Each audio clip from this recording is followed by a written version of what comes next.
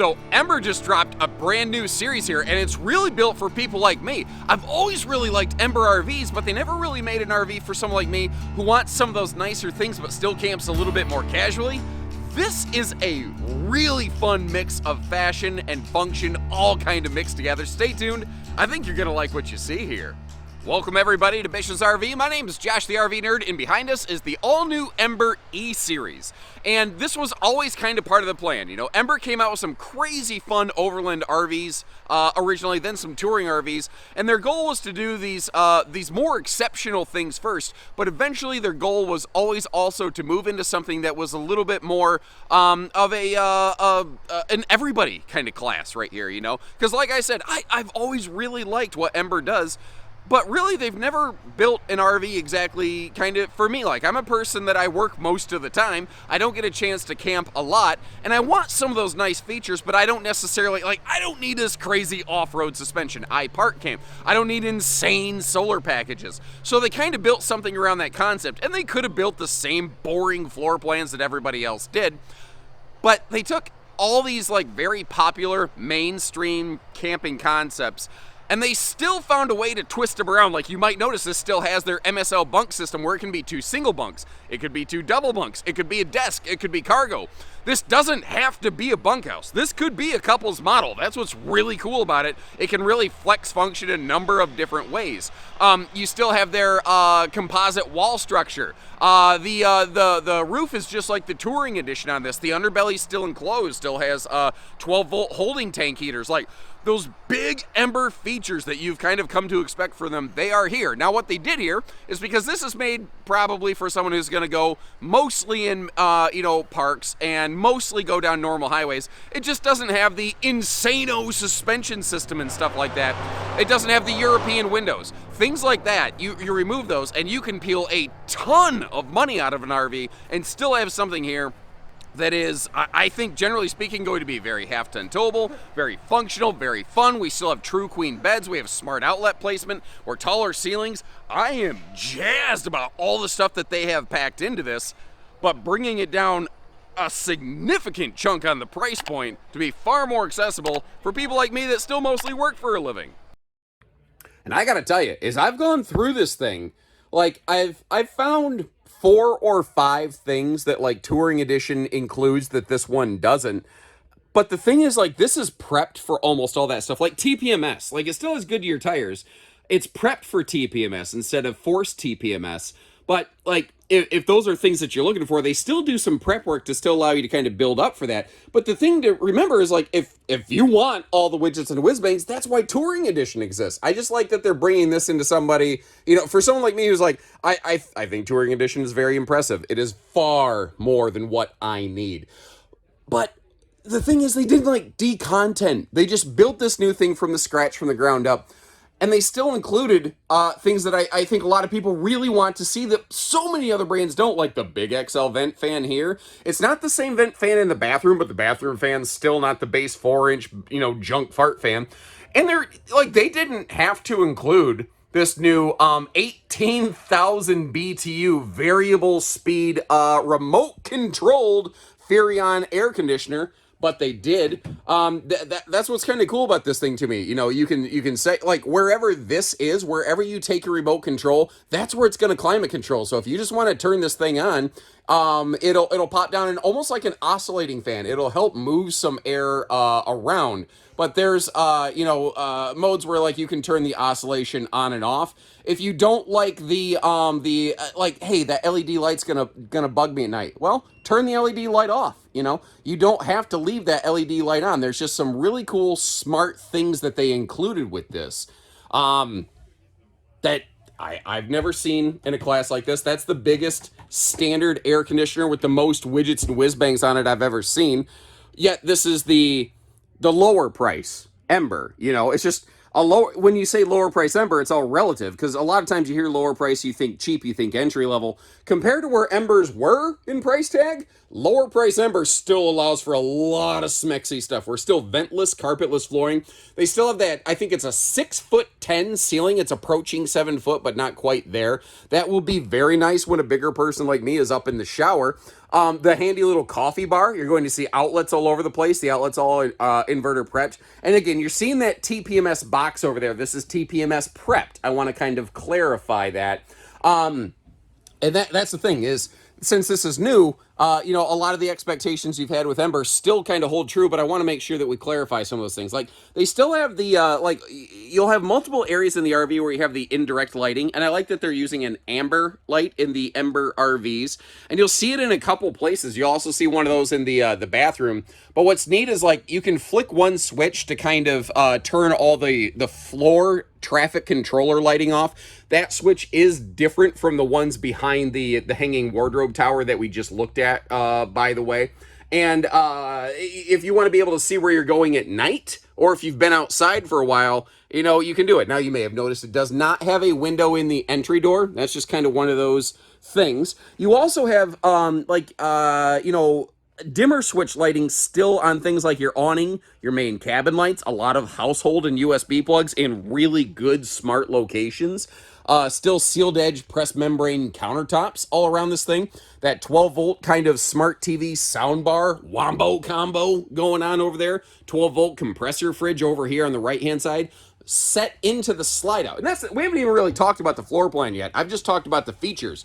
This floor plan is not exactly like anything I've seen. If you ask me to tell you, like, what is maybe the most similar, it's fairly similar in floor plan to, say, something like, I've seen some Novo Surveyor stuff kind of similar, like, say, like a Surveyor 260, but it's not exactly identical. It's a little bit shorter. Here's another awesome quality. Like, you might look at this, and when we get to the MSL, the convertible rear bunk arrangement, you could use this as a couples camper. This doesn't have to be a bunkhouse. So you could say, well, I've already got couples dining over here. Why do I also need a dinette? You don't have to have a dinette. You can option a theater seat into this. So this model could be a couples model. It could be a family model. It could be a little bit of almost anything in between all of these things. That's what I think is so cool about it. Because this bunk system over here converts and does a bunch of different stuff. They're using the exact same MSL bunk system here that you've seen in Overland and now in Touring Edition. So we're going to get to look at it in multiple different arrangements. Part of the reason you're seeing these extra brackets sticking off the side is that these will all include all of the hardware to create a set of double over double bunks. And by doing so, you can remove one of the planks to convert it into a single bunk. You can convert it over into a desk space. You can do a bunch of different things with it. Actually, let's open all that up. Like, let's show you all the different arrangements this can be. Now, the footage you're looking at here, I'm actually bouncing between several different Ember RVs where they had demos set up. So we're not exactly looking at an M series on those, but they have all the same bunk system. Now, there's also household and USB outlets tucked over in and around that, and there are cargo tie downs set down into the floor. So if you want to get all of that totally out of the way, you want to load a kayak into this thing, you want to load some e-bikes into it, you can do a little bit of anything and everything you want to do. But then we start diving into the kitchen storage. That by the way is a convection air fryer, microwave oven. Those are soft closed drawers. There's a nice spot for a wastebasket below the big farm sink. There's also the power outlets built right into that little elevated sort of island area right there. Like, they do a lot of really cool smart features here. But I think that if somebody describes this as the cheaper Ember, I think that it sells it short. There's so many cool features that are going on here that a lot of other pretty ritzy laminated couples and bunkhouse models simply don't do. Like their dinette, it's still a all welded aluminum cage dinette, unless of course you option in the theater seating. They still have the blackout roller shades. Like, they could have dropped down to cheaper pleated shades. They didn't have to do the bigger air conditioner. There's so many things they could have cut out of this that they didn't. It is still a very respectable, very well-equipped series of trailers. Still have the struts below the bed. Still have the power outlets up there behind the headboard, They took out the things that a more casual user who's going to mostly park camp and tow down normal roads, things that they don't need. But all the stuff that you would still want for a kind of creature comfort, fun little family excursion, those are still here. Like the easy up down kind of gas threaded dream dinette system without the annoying knee knocker post legs and stuff like that. The total carpetless nature of all this, and it is an open design. But at least they included a privacy curtain. And did you notice how you really couldn't see through it? Like, it actually had some pretty nice thickness on that. It was really down with the thickness, if you will. By the way, 82-inch interior height. I think that's, what is that? Yeah, 6'10". Okay, so I think I said that correctly. 82-inch interior height. I just want to make sure you know exactly what it is and what it's not. Now, what I'm wondering, we're going to close the slide for road mode. I've seen Peninsula countertops with slides like this before. I think it might get a little tight here in road mode. We'll come back to that in just a minute, though. First of all, though, before I forget, I want to make sure I get you over here into this bathroom. This is another area I really expected them to really cut some corners. They didn't. It's still the same Ember bathroom that I've seen a bunch of times. Like, it's not just a mirror glued against the wall. They still have that indirect accent lighting. They still have an upgraded ceiling vent fan. What's cool about this one, it actually includes a rain vent cover built right into it, right from the factory level. So you don't have to go adding extra stuff aftermarket. There's still the, again, that 6'10" ceiling means some good headroom for me. Up in that shower space. I do not have to have my head in the bubble. And then the little thoughtful details, like the grab handle right there, just for a little bit of, personal stability and safety when you're getting into and out of the bathroom. Like, little details like that, it's just very nice. And again, I'm impressed with all the stuff that's here. And the things that, like, touring does that this doesn't, they're things that I don't need. That while they're neat, I don't know that I really care about myself. But everybody's a little bit different. Again, if you want all the widgets and whiz-bangs, they have those. It's called Touring Edition. Whoa!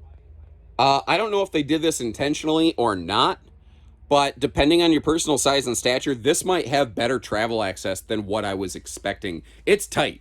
Don't get me wrong, it's tight right here. It might be a little less tight if you go with the optional theater seat, but I think with my skinny butt chicken legs, I might be able to squeeze through here. Let's try this out. Just so you know, I'm not doing any kind of Steven Spielberg movie Avatar James Cameron magic. One word, by the way. I wanted to start by sitting on the bed so you can actually get an idea for this. Now, this is tight. This is tight. Like, my shoes are squeezing through. My legs and belly and everything are rubbing on it, but I am at my American dad bod size. I'm able to slide through there. I can get to the bunks. I can get to the bathroom. I can get to the fridge. Now, it might be a little bit easier for kids, and if you're a little bit bigger person, that jelly may not jam for you. But I think for a lot of people, you can still make it work for a travel stop if you need to. By the way, like I said, around this MSL bunk system, there are outlets. So, if you put your bunk all the way up, there's there's USB plugs, Type A and Type C here. Down by the floor, there's also household and USB outlets. And again, the household outlets are inverter prepped. If you add an inverter or you get their optional solar package that includes an inverter, you'll be able to live run those outlets. And again, for travel mode, just to kind of drive the thing home, I thought I'd actually start here in the bathroom and give you the view from the other direction. Again, it is tight right there, but as I demonstrated, even though I had to do a sideways travel trailer two-step, for sure, I could get to it. And with this not being a Murphy bed, just being a fixed 60 by 80 true queen bed, you can still use that in transit. And something that really kind of excited me on this, Embers have often been criticized for being a little bit heavy and having a little more of a lacking cargo carry capacity, and just being a little bit big sometimes in their touring edition, maybe a little awkward to tow. I think like this is the series that kind of solves for that. This is the one that comes in. I think you got a late model tow package half ton. I think pretty much all day, every day, you're going to find this very comfortable. Now, the thing, like, I was really worried, again, just like I said inside, when I heard that they were going to come up with a more price aggressive series. I got really worried it was going to stop looking and feeling like an Ember, but to me, it still very much reads like an Ember. Like, you still have, that signature color palette. You have like the long accent eyeshadow over the windows and whatnot. Now, again, the windows are no longer the Euro windows. That was unapologetically a cost control measure. But you know what? The RV industry has gotten along for over 50 years with the tinted airflow windows with bug screens that we're looking at right here, it's going to continue to work just fine. The awning, it almost feels like it could have been a little bit bigger, but it's actually not terrible. But remember, you've got that big MSL kind of, cargo loading multi-function bunk door in the back. And I love the fact that they still included that whole MSL multi-function storage locker, I believe is roughly what that stands for, into this new E-Series right here. Because to me, that's almost become one of the very signature features of Ember RVs. Like, one of their most original qualities initially was the independent off-road suspension package that you find on the Overland series. But over time, it's almost like it's morphed, and your feedback saying, we would love it if the bunks could go away. We'd love it if the bunks could do other things. I almost think this MSL system, the convertible bunk system, has really almost become one of the other more defining qualities of an Ember. Like, when you see it, I think you think of an Ember, Now, something that really impressed me is what they're doing down here for their extended season camping package. It is enclosed, it is forced air heated, and they do have holding tank heaters on every single one of their holding tanks. So even here, what you want to call their most base series is still doing pretty much all the fancy things that the other, quote, fancy brands are really, really proud of. Like the Lippert Quick Drop stabilizers that you're looking at that takes so much of that herky-jerky nonsense out of the destination equation. They have all that stuff there. The Goodyear Endurance radials, they have that there. But, again, it's something that is, you're maybe not on the road with it all day, every day. So does it have the fancy pants upgrade suspension package? No. And if you can criticize them for that, but that's why Touring Edition exists. That's why Overland Edition exists. That's not what this is. Each member of their family serves a little bit different purpose. Kind of important to sort of recognize that. Now, something I want to point out, because I don't know how well it reads on screen, there is basically almost like a toy hauler, screen door right here that magnets down in place. So if you want this open for airflow, but you don't want the bugs, well, you can do that. Now, the rear cargo door is just that. It's just a cargo door. It doesn't have any kind of bug screen or anything like that on it. But with the giant door off the side, I don't know how required that necessarily would be. Something else that I thought was great, they still include the old propane cooker hooker over here in case you want to do some kind of outside griddling situation. But they didn't force a camp kitchen on you. You want a camp kitchen, you can add a fridge. You could add a grill or a griddle. You can easily do that. But if somebody doesn't want a camp kitchen, they're paying for stuff that they don't want. Now it's not happening. You've also got that handy sewer hose caddy tube. You've got the receiver hitch on the back. All these extra little things that a lot of brands, when they start getting into something that they would call a little more price sensitive, they tend to peel out.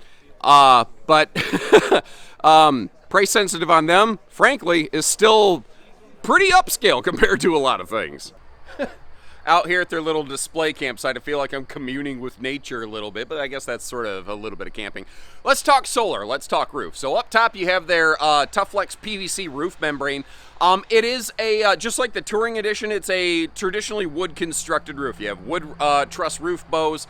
You have a 3/8 roof decking. Fully walkable, snow load capable, all that kind of stuff. So it's the same roof that you have on a Touring Edition. The solar is also just like Touring Edition. By default, it's solar prepped. It's inverter prepped. Those are things that if you're looking at a base model, you could always add yourself DIY later. But they do have a solar inverter option, and it's exactly like Touring Edition. It's a 400-watt solar package with 2,000-watt inverter.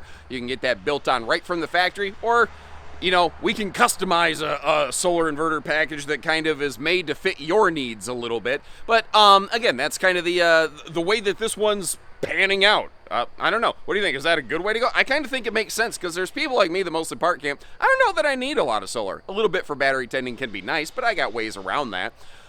For folks who do want to get off grid a little bit and compensate for that fridge, I think a 400-watt solar package and 2,000-watt inverter is a pretty reasonable mark right there. And for folks who need more of that, you're probably going to custom DIY something anyway. So to me, it makes sense. But what's your 2 cents on that? Now, a couple other details here, as long as I'm over in the weeds getting poison ivy. It's still prepped and ready for a full observation camera suite. You see that you're all set up for like, side and rear view cameras, slam latches, magnet holdbacks, side mount solar prep plug in case you want to park in the shade and chase the sun. It's still capable of doing all those fun things. It's still prepped and ready for things like slide awnings. It really is. If you really look at this, like I started going through it and like you hear, okay, it's going to be a more price sensitive series. Like, compared to a touring edition, maybe it doesn't have an oven. It doesn't have quite the suspension package. It doesn't have the Euro windows or whatever. Beyond that, this is a fully operational Death Star. That's what's really impressing me about this. By the way, tankless on-demand water heater and just simple little water docking station over here. But one other little detail I wanted to leave you with is that they did make sure they plumbed everything together. It's what I call a single-headed sewer monster, where you're not going to have to do the the sewer hose walk of shame from hookup A to hookup B. So let me know what you think about this, because it seems like when a lot of manufacturers say we're going to make a more price-aggressive series, like it always ends up looking stripped down and barren, and they always end up looking the same as everybody else. I still feel like they brought some unique features and flair to this. Like I think it's actually kind of crazy. They came up with basically a new floor plan just for this new series, instead of just taking something that was tried and true and just slapping their sticker on it and putting it out there, which probably would have been fine. But I really respect that that's just not what they do with this company.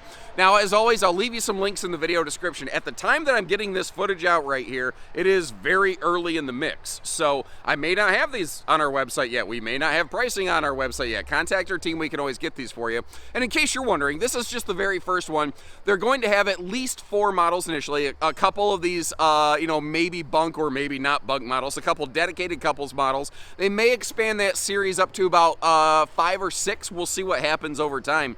But this is just the very first of a whole new addition to the family right here, and I'd love to hear what you think. Leave me some comments, let me know what you think about her. And remember, your feedback continues to develop this brand. Like, the whole reason that that convertible bunk system even exists is due to feedback from viewers like you, which I sound dangerously like PBS Kids right now. But seriously, your feedback is developing these floor plans, and this is going to be my next order of business. This is a floor plan where they took basically every idea, every comment that people have left on these videos, mashed them all together, and this is what they came up with here, and I cannot wait till you see that one. So, until then, take care, stay safe, have fun, and happy camping, everyone.